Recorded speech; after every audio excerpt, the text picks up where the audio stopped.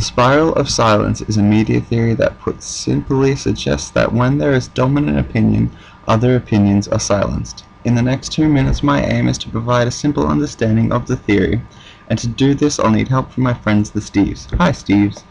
The spiral of silence consists of 5 elements. The threat of isolation. The spiral of silence begins with the threat of isolation.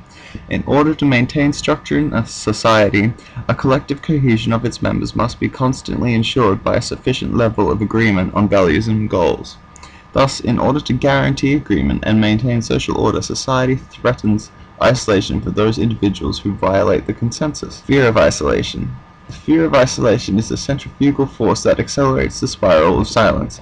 Essentially, people fear becoming social isolate, and thus take measures to avoid such consequences. This assumption was primarily based on early experiments in conformity. Quasi-statistical sense. Individuals use what is described as an innate ability, or quasi-statistical sense, to gauge public opinion. The mass media play a large part in determining what the dominant opinion is.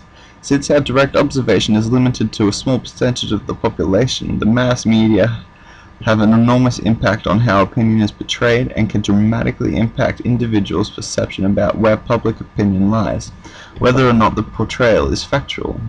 Willingness to speak out.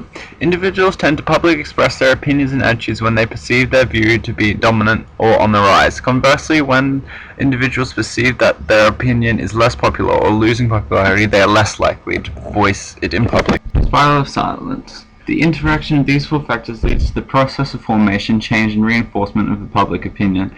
The tendency of the one to speak up and the other to be silent starts off a spiraling process which increasingly establishes one opinion as the dominant one.